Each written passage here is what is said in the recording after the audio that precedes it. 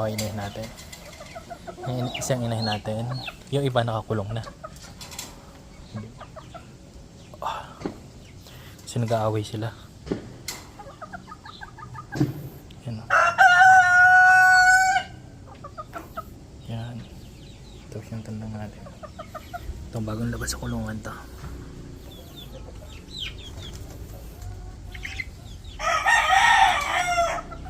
Tapos yun, sisiw natin.